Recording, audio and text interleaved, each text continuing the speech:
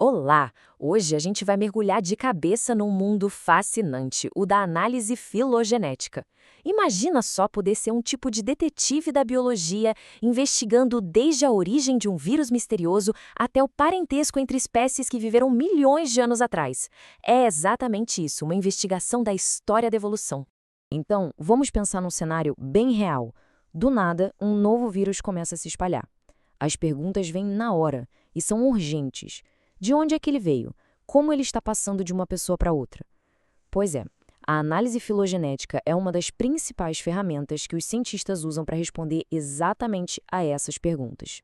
Beleza. Para começar qualquer investigação, a gente precisa saber onde procurar as pistas, certo? E nesse caso, as evidências, as pistas mais importantes, estão todas escondidas lá dentro, no código genético. E tudo isso só é possível por causa de um conceito fundamental: a evolução. A ideia é bem simples, na verdade. As populações de seres vivos mudam geneticamente com o passar das gerações. É essa mudança constante que serve de base para todo o trabalho filogenético. É o que permite a gente seguir o rastro. Os nossos detetives da evolução, eles procuram por pistas bem específicas. Quando uma característica totalmente nova aparece num grupo, a gente chama isso de apomorfia. Agora, se essa novidade é compartilhada por todo mundo daquele grupo, como as mamas nos mamíferos, saca? Aí ela vira uma sinapomorfia. Essa é uma pista de ouro, que indica um ancestral em comum. E o contrário, aquela característica bem antiga que veio lá dos avós distantes, a gente chama de plesiomorfia. Agora, como em toda boa história de detetive, tem a pista verdadeira e a pista falsa, aquela para te enganar. A pista verdadeira é a homologia. É uma semelhança que existe porque eles realmente têm um parente em comum. É essa que a gente quer seguir. Mas aí existe a homoplagia. Ela é a pista falsa. Uma semelhança que apareceu por pura coincidência, por evolução convergente. Parece, mas não é. E isso pode levar a investigação para o caminho totalmente errado. Ok, então a gente já sabe procurar as pistas. O que falta para um bom detetive? Um mapa, claro. E na biologia evolutiva, o nosso mapa é a famosa árvore filogenética. É ela que vai mostrar pra gente as relações entre todos os investigados. A estrutura dela é como um mapa da história mesmo. A raiz, lá na base, é o ancestral mais antigo de todo mundo. Os nós são aqueles pontos onde as linhas se dividem, representando ancestrais hipotéticos que deram origem a novos grupos. Os ramos conectam tudo e nas pontas estão os organismos ou as sequências de DNA que a gente está estudando hoje. Mas ó, nem todo mapa é igual. O cladograma, esse da esquerda, ele é mais direto ao ponto. Ele só mostra as relações, quem é parente de quem. Já o filograma, o da direita, vai além. Nele, o comprimento dos ramos importa. Ele mostra o quanto de mudança evolutiva aconteceu ao longo do tempo. É um mapa bem mais detalhado. Então tá, a gente tem as pistas, já tem uma ideia do mapa, mas a pergunta de $1 milhão é: como os cientistas realmente ligam os pontos? Como eles constroem uma árvore confiável a partir de um monte de dados genéticos? E é aqui que o negócio fica maluco. A quantidade de árvores que dá para montar cresce de um jeito astronômico. Para ter uma ideia, com apenas 50 espécies, o número de árvores possíveis é maior que o número de átomos em todo o universo conhecido. Não dá para testar uma por uma, né? É impossível. Por isso a gente precisa de computadores super potentes e algoritmos bem inteligentes para encontrar a solução mais provável nesse quebra-cabeça gigante. Para resolver esse problema, existem várias estratégias. Tem métodos como o neighbor joining, que são mais rápidos e basicamente juntam quem é mais parecido.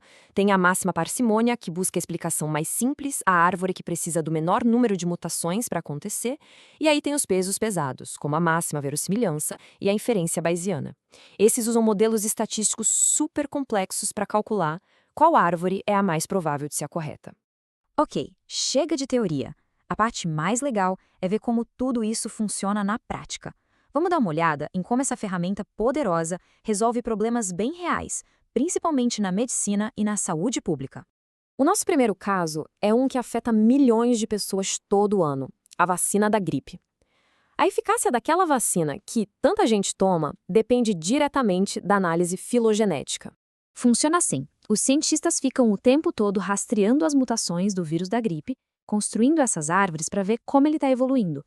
A análise mostra quais linhagens estão se espalhando mais e aprendendo a escapar do nosso sistema imune. E com base nesse mapa, eles decidem quais cepas precisam entrar na vacina do ano seguinte. Segundo caso, vírus que podem pular de animais para humanos, um assunto que, ficou bem conhecido por todos nós recentemente. Olha só que interessante esse estudo feito aqui no Brasil. Os pesquisadores estavam analisando o coronavírus que ataca bois e acharam uma pequena deleção no genoma do vírus. O detalhe é que essa mesmíssima deleção só tinha sido vista até então em um coronavírus humano. Foi como achar uma assinatura compartilhada, uma evidência muito forte de que aquele vírus dos animais talvez já tenha o que precisa para infectar pessoas. Nosso último caso mostra como a filogenética pode ser usada para entender como a mesma doença se espalha em populações diferentes.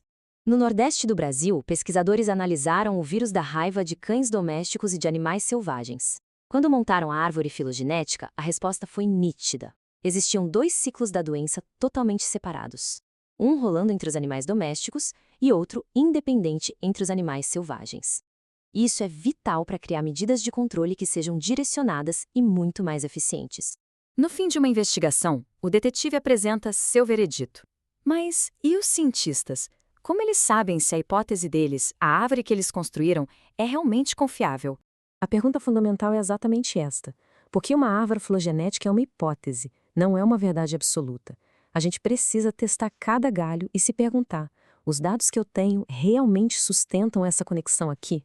E para fazer essa checagem, a principal ferramenta é o teste Bootstrap. Pensa nele como um teste de estresse para nossa hipótese. O computador basicamente pega os dados genéticos, dá uma reembaralhada neles e constrói a árvore de novo, centenas, milhares de vezes. A ideia é ver se os mesmos galhos, os mesmos grupos, continuam se formando repetidamente. E o resultado disso é um número que aparece em cada nó da árvore.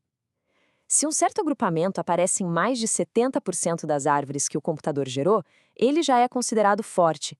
É basicamente um selo de confiança para cada pedacinho do nosso mapa evolutivo.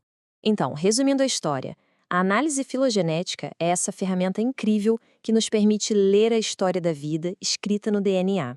Ela é fundamental tanto para a gente entender a diversidade do planeta, quanto para, como vimos, proteger a nossa própria saúde. E isso deixa a gente com uma pergunta para o futuro, né? Com a tecnologia de sequenciamento genético ficando cada vez mais rápida e mais barata, os mistérios que a gente vai poder investigar são praticamente infinitos. Qual será o próximo grande caso que a filogenética vai nos ajudar a resolver?